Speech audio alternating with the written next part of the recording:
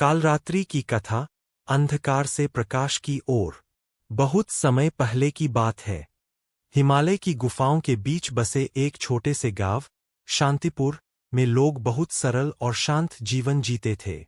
वहां के लोग माता दुर्गा के परम भक्त थे और हर वर्ष नवरात्रि का पर्व बड़े धूमधाम से मनाते थे। लेकिन एक वर्ष कुछ अजीब होने लगा।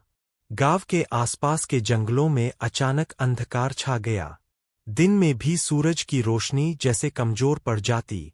रात होते ही अजीब अजीब आवाजें आने लगतीं, कभी किसी के रोने की, तो कभी डरावनी हंसी की। धीरे धीरे गांव के पशु गायब होने लगे और लोग भयभीत रहने लगे। गांव के मुखिया ने एक दिन सबको इकट्ठा किया और कहा, यह कोई सामान्य घटना नहीं है।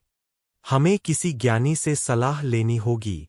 तभी गांव के एक बुजुर्ग, जिनका नाम था हरिदास, बोले, मैंने अपने पूर्वजों से सुना है कि जब भी धरती पर अत्याचार और भय बढ़ता है, तब माँ दुर्गा का एक भयंकर रूप प्रकट होता है, माँ कालरात्रि।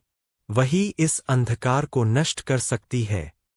सब लोग आश्चर्यचकित रह गए। उसी गांव में एक युवा लड़की थी, गौरी।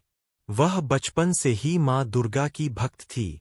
जब उसने यह सब सुना, तो उसके मन में दृढ़ संकल्प जागा। उसने अपने माता पिता से कहा, माँ, मुझे लगता है कि हमें माँ कालरात्रि की आराधना करनी चाहिए। वही इस संकट से हमें बचा सकती है।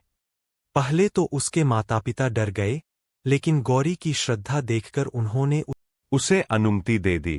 गौरी ने नवरात्रि के 7वें दिन से मां कालरात्रि की कठोर तपस्या शुरू की। वह हर दिन जंगल के किनारे एक प्राचीन मंदिर में जाकर दीप जलाती और मां का ध्यान करती।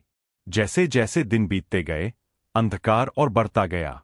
गांव के लोग अब घरों से बाहर निकलने से भी डरने लगे।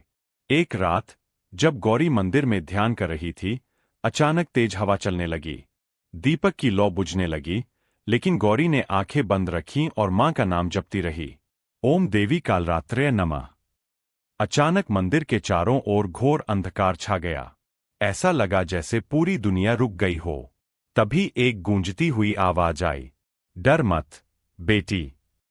गौरी ने धीरे धीरे अपनी आंखें खोलीं। उसके सामने एक अद्भुत और भयंकर रूप प्रकट हुआ।